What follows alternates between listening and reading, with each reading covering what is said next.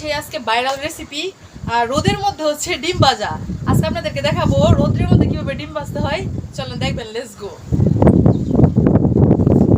আপনারা হয়তো ভাববেন যে এটা হচ্ছে আমরা গরম করে কি আলাদাভাবে আগে রেখে দিছি কিনা। দেখেন একদম এই গরম, এখনো গরম হয় নাই, এটা রোদের তাপে গরম হবে, তারপরে হচ্ছে আপনাদেরকে ডিমটা ভেজে আমরা দেখাবো। অবশেষে আমরা হচ্ছে 10 মিনিট অপেক্ষা করছি এটা রোদ্রে দিয়ে। দেখি এখন কি হয়, ডিমটা কি ভাজা হয় কিনা দেখি। প্রথমে আমরা একটু তেল দিয়ে দিব, হালকা তেল। আল্লাহ জানে কি হয়। এখন আমরা ডিমটা দিয়ে দিব, দেখি কি হয়। ওয়াও, দেখেন আমরা লাস্ট পর্যন্ত সাকসেস হয়ে গেছি। রোদ্রের এত পরিমাণ তাপমাত্রা যেটা বলার মতো কোনো ভাষা নেই। দেখেন লাস্টে ডিমটা একদম ভাজা হয়েই গেল, মানে ভাজা তো হয়নি, ডিম পুষ হয়ে গেছে। দেখেন গাইস, দেখেন সবাই দেখেন। আর এটার উপরে একটু হালকা আমরা একটু লবণ দিয়ে দেই, তাহলে একটু বেশি স্পেশাল হবে।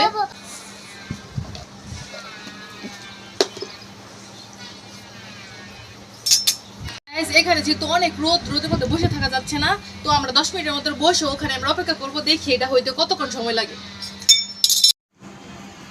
বসে থাকতে থাকতে একদম ক্লান্ত হয়ে গেছি, তাও ডিম এখনো পুষটা ভালো হইতেছে না। দেখি আর কতক্ষণ।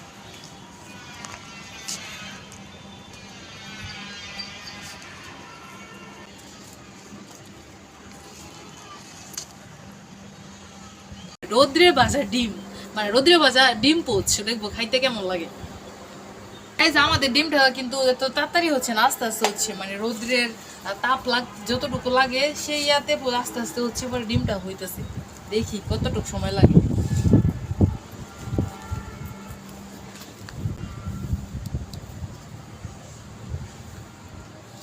আজকের রোদের তাপমাত্রা কিন্তু অনেক বেশি, মানে কি বলবো, বলার মতো কোনো ভাষা নেই। এত এত গরম, আর ছাদে তো পায়ে রাখা যেতেছে না, এত তাপ।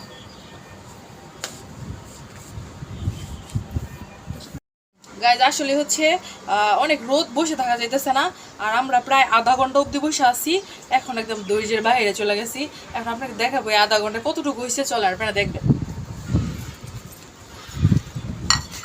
এই যে দেখেন, এই আধা ঘন্টায় আমাদের ডিম পোষের হচ্ছে এই অবস্থা।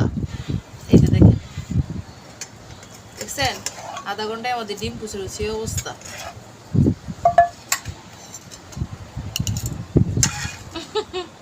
অবশেষে আমরা মোটামুটি সফল হয়েছি রোদ্রে আমাদের ডিম ভেজে। ঠিক আছে, এখন আমরা একটু টেস্ট করে দেখবো আমাদের রোদ্রে ভাজা ডিম পুষ কেমন হয়েছে, একটু টেস্ট করে দেখবো। ইয়াম্মি, মোটামুটি চলে। আপনারাও ট্রাই করে দেখতে পারেন। আজকে এই পর্যন্তই, সবাই ভালো থাকুন, সুস্থ থাকুন, আল্লাহ হাফেজ, টাটা, বাই বাই।